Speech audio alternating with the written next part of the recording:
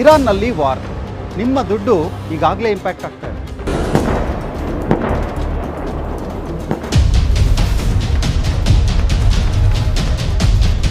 ನಾನು ನಿಮಗೆ 3 ನಂಬರ್ಸ್ನ ಹೇಳ್ತೀನಿ. ಸೆನ್ಸೆಕ್ಸ್ ಇವತ್ತು ಬೆಳಗ್ಗೆ 2743 ಪಾಯಿಂಟ್ಸ್ ಡೌನ್. ನಿಫ್ಟಿ 24,700ಕ್ಕಿಂತ ಕೆಳಗೋಯ್ತು. ಇಂಡಿಯನ್ ಇನ್ವೆಸ್ಟರ್ಸ್ ಇವತ್ತು ಒಂದು ಬೆಳಗ್ಗೆನೆ 18.43 ಲಕ್ಷ ಕೋಟಿ ಸಂಪತ್ತು ವೈಪೌಟ್ ಮಾಡ್ಕೊಂಡಿದ್ದಾರೆ. ಇರಾನ್ನ ಸುಪ್ರೀಂ ಲೀಡರ್ ಆಯತೊಲ್ಲಾ ಅಲಿ ಖಮೀನಿ 35 ವರ್ಷ ಪವರ್ನಲ್ಲಿದ್ದಂತಹ ವ್ಯಕ್ತಿ ಈಸ್ ಕಿಲ್ಡ್ ಅಂತ ರಿಪೋರ್ಟ್ ಬಂತು. ಫಾರ್ಮ್ ಹೌಸ್ ಕ್ಲೋಸ್ ಆದರೆ ಏನಾಗುತ್ತೆ? ಆಯಿಲ್ $150 ರಿಂದ $200 ಪರ್ ಬ್ಯಾರಲ್ವರೆಗೂ ಹೋಗೋ ಸಾಧ್ಯತೆ ಇದೆ. US ಎನರ್ಜಿ ಎಕ್ಸ್ಪರ್ಟ್ ಬಾಬ್ ಮೆಕ್ನಾಲಿ ಅವರು ಹೇಳಿದ್ದು, farm house long time close ಆದರೆ ಗ್ಲೋಬಲ್ ರಿಸೆಷನ್ ಆಲ್ಮೋಸ್ಟ್ ಸರ್ಟನ್ ಅಂತ. ನಮಸ್ಕಾರ ಸ್ನೇಹಿತರೆ. ಇರಾನ್ನಲ್ಲಿ ವಾರ್. ನಿಮ್ಮ ದುಡ್ಡು ಈಗಾಗಲೇ ಇಂಪ್ಯಾಕ್ಟ್ ಆಗ್ತಾ ಇದೆ.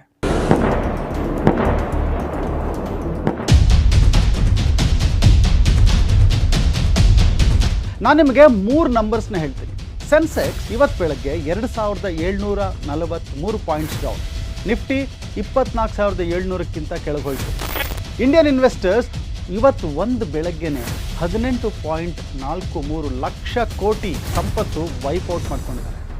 ಇದು ರ್ಯೂಮರ್ ಅಲ್ಲ, ಇದು ನಾರ್ಮಲ್ ಮಾರ್ಕೆಟ್ ಕರೆಕ್ಷನ್ನು ಅಲ್ಲ, ಇದೊಂದು ವಾರ್ ಟ್ಯಾಕ್ಸ್ ಅಂತೀನಿ.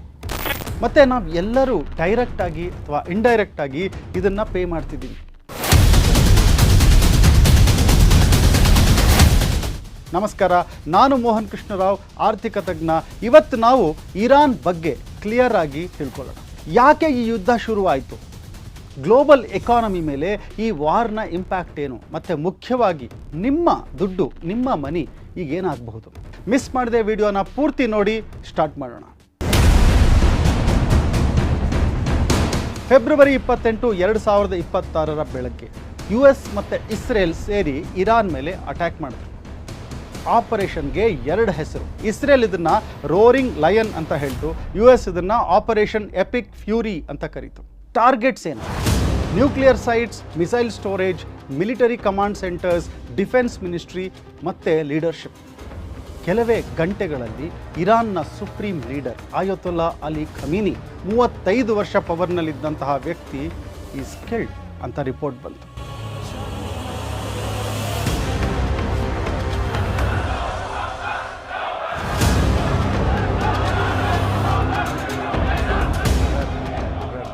ಟ್ರಂಪ್ ಇರಾನ್ ಜನರಿಗೆ ಮೆಸೇಜ್ ಕೊಟ್ಟರು, ನಾವು ಕೆಲಸ ಮುಗಿಸಿದ ಮೇಲೆ ಗವರ್ಮೆಂಟ್ ನೀವು ಟೇಕ್ ಓವರ್ ಮಾಡಿ. ಇದರ ನಂತರ ಇರಾನ್ ಕೌಂಟರ್ ಅಟ್ಯಾಕ್ ಮಾಡಿತು.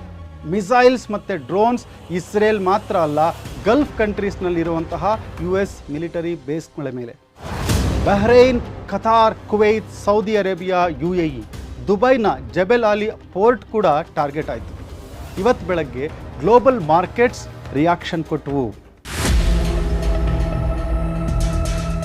ಈ ವಾರ್ ಇದೆಯಲ್ಲ, ಇದು ಫೆಬ್ರವರಿ 28ರಂದು ಸ್ಟಾರ್ಟ್ ಆಗಲಿಲ್ಲ. ಇದು 1979ರಿಂದ ಬಿಲ್ಡ್ ಆಗ್ತಾ ಬಂದಂತಹ ಕಾನ್ಫ್ಲಿಕ್ಟ್. 1979ರಲ್ಲಿ ತೆಹರಾನ್ನ US ಎಂಬಾಸಿ ಹೋಸ್ಟೇಜ್ ಕ್ರೈಸಿಸ್ ಆಯಿತು. 52 ಜನ ಅಮೆರಿಕನ್ಸ್ನ 444 ದಿನ ಹೋಸ್ಟೇಜ್ ಆಗಿ ಇಡಲಾಯಿತು. ಆ ಇನ್ಸಿಡೆಂಟ್ US ಇವತ್ತಿಗೂ ಮರೆತಿಲ್ಲ. ಅದರ ನಂತರ 40 ವರ್ಷ sanctions, cyber attacks, proxy wars. 2015ರಲ್ಲಿ JCPOA ನ್ಯೂಕ್ಲಿಯರ್ ಡೀಲ್ ಸೈನ್ ಆಯಿತು. ಪರ್ಫೆಕ್ಟ್ ಏನಲ್ಲ, ಆದರೆ ವರ್ಕಿಂಗ್ನಲ್ಲಿತ್ತು. 2018ರಲ್ಲಿ ಟ್ರಂಪ್ ಅವರು ಬಂದಾಗ US ಡೀಲ್ ಏನಿದೆ ಅದನ್ನು ಕಂಪ್ಲೀಟಾಗಿ ವಿಡ್ರಾ ಮಾಡಿದ್ರು. October 7, 2023 Hamas attack, Gaza war. June 2025 12 days strikes Iran nuclear sites ಮೇಲೆ. ಜೂನ್ 2025 12 ದಿನ ಇರಾನ್ ನ್ಯೂಕ್ಲಿಯರ್ ಸೈಟ್ಸ್ ಮೇಲೆ ಇಸ್ರೇಲ್ ಮತ್ತು US ಅಟ್ಯಾಕ್ ಮಾಡಿದ್ರು.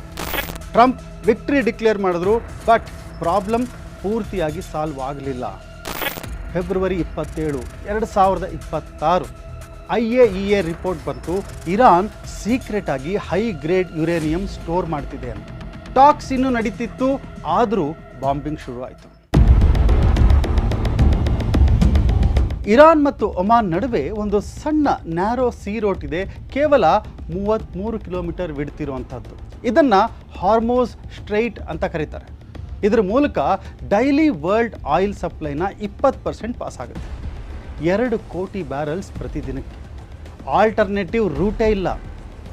ಇವತ್ತು ಬೆಳಿಗ್ಗೆ crude oil $82 per barrel cross ಮಾಡುತ್ತೆ. Gold $5,300 per ounce, silver $94.5 per ounce.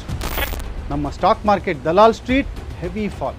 Sensex 2,743 points down ಆಗಿ 78,543 touch ಆಯಿತು.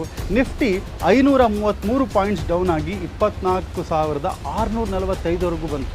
Mid cap, small cap up to 6% down. Investors 18.43 lakh crores ವೆಲ್ತನ್ನು ಒಂದೇ ಬೆಳಿಗ್ಗೆನಲ್ಲಿ ಕಳ್ಕೊಂಡ್ರು. ಈಗ ವಾರ್ ಏನೋ ಶುರು ಆಗಿದೆ. ಇದು ಮುಂದೆ ಏನಾಗುತ್ತೆ? 2 ಸಿನೆರಿಯೋಸ್ನ ನಾವು ನೋಡ್ಬೋದು. Short war versus long war. ಮೊದಲನೇದಾಗಿ ಶಾರ್ಟ್ ಲಿಮಿಟೆಡ್ ವಾರ್. ಜೂನ್ 2025ರಲ್ಲಿ ಕೂಡ ಇದೇ ಥರ ಆಗಿತ್ತು. ಮಾರ್ಕೆಟ್ ಫಾಲ್ ಆಯಿತು. 2 ವೀಕ್ಸ್ ಲೇಟರ್ ರಿಕವರ್ ಆಯಿತು. ರೀಸನ್, ಹಾರ್ಮೋಸ್ ಕ್ಲೋಸ್ ಆಗಲಿಲ್ಲ. ಈ ಬಾರಿ ಕೂಡ ಹಾಗೆ ಆದರೆ ಆಯಿಲ್ ಅರೌಂಡ್ $80 ಸ್ಟೇಬಲ್ ಆಗಬಹುದು. ಮಾರ್ಕೆಟ್ 3-4 ವಾರದಲ್ಲಿ ಮತ್ತೆ ರಿಕವರ್ ಆಗಬಹುದು. ಹಾರ್ಮೋಸ್ ಕ್ಲೋಸ್ ಆದರೆ ಏನಾಗುತ್ತೆ? ಆಯಿಲ್ $150ರಿಂದ $200 ಪರ್ ಬ್ಯಾರಲ್ವರೆಗೂ ಹೋಗೋ ಸಾಧ್ಯತೆ ಇದೆ. US ಎನರ್ಜಿ ಎಕ್ಸ್ಪರ್ಟ್ ಬಾಬ್ ಮೆಕ್ನಾಲಿ ಅವರು ಹೇಳಿದ್ದು, ಹಾರ್ಮೋಸ್ ಲಾಂಗ್ ಟೈಮ್ ಕ್ಲೋಸ್ ಆದರೆ ಗ್ಲೋಬಲ್ ರಿಸೆಷನ್ ಆಲ್ಮೋಸ್ಟ್ ಸರ್ಟನ್ ಅಂತ. ಹೌದು, ಇದರಿಂದ ಇಂಡಿಯಾಗೆ ಏನು ಇಂಪ್ಯಾಕ್ಟ್ ಆಗುತ್ತೆ? ಆಯಿಲ್ ಪ್ರೈಸ್ $10 ಇನ್ಕ್ರೀಸ್ ಆದರೆ ಆ್ಯನ್ಯುಯಲ್ ಇಂಪೋರ್ಟ್ ಬಿಲ್ ಏನಿದೆ ನಮ್ಮ ದೇಶದ್ದು $15 ಬಿಲಿಯನ್ ಹೆಚ್ಚಾಗುತ್ತೆ.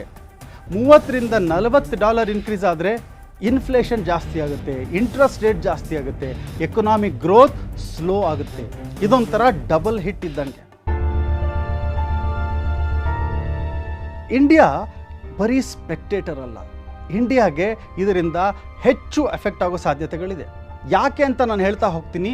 ಪಾಯಿಂಟ್ ಬೈ ಪಾಯಿಂಟ್ ಗಮನವಿಟ್ಟು ಕೇಳಿ. ಮೊದಲನೇದಾಗಿ ಆಯಿಲ್ ಪ್ರೈಸ್. ಇಂಡಿಯಾ 85% ಕ್ರೂಡ್ ಆಯಿಲ್ನ ಇಂಪೋರ್ಟ್ ಮಾಡ್ಕೊಳ್ಳುತ್ತೆ. ವಾರ್ಗಿಂತ ಮುಂಚೆ oil price, crude oil price $67 ಇತ್ತು. ಇವತ್ತು $82 ಆಗಿದೆ. ಡಿಫ್ರೆನ್ಸ್ ಕ್ಯಾಲ್ಕುಲೇಟ್ ಮಾಡಿ. ಎರಡನೇ point rupee price. Rupee 1 month low hit ಆಗಿದೆ. FPIs 7,500 ಕೋಟಿ ವಿಡ್ರಾ ಮಾಡಿದ್ದಾರೆ ಒಂದೇ ಬೆಳಗ್ಗೆನಲ್ಲಿ. ವೀಕ್ ರುಪಿ ಅಂದರೆ ಎಕ್ಸ್ಪೆನ್ಸಿವ್ ಆಯಿಲ್. ಇದೊಂಥರ ಡಬಲ್ ಪ್ರೆಷರ್ ಇದ್ದಂಗೆ. ಮೂರನೇ ಪಾಯಿಂಟು ಗಲ್ಫ್ ಇಂಡಿಯನ್ಸ್, ನಮ್ಮ ಅನಿವಾಸಿ ಭಾರತೀಯರು.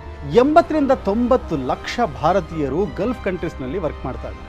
UAE, Saudi, Qatar, Kuwait, Bahrain ಇವರೆಲ್ಲ ನಮ್ಮ ಭಾರತಕ್ಕೆ ವಾಪಸ್ ಕಳಿಸುವಂತಹ ದುಡ್ಡಿದೆಯಲ್ಲ, ರೆಮಿಟೆನ್ಸು, ಅದು ಅರೌಂಡ್ $40 ಬಿಲಿಯನ್ ಪ್ರತಿ ವರ್ಷ.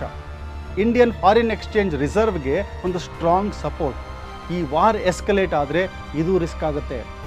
ನಾಲ್ಕನೇ ಪಾಯಿಂಟು ಸೆಕ್ಟರ್ಸ್.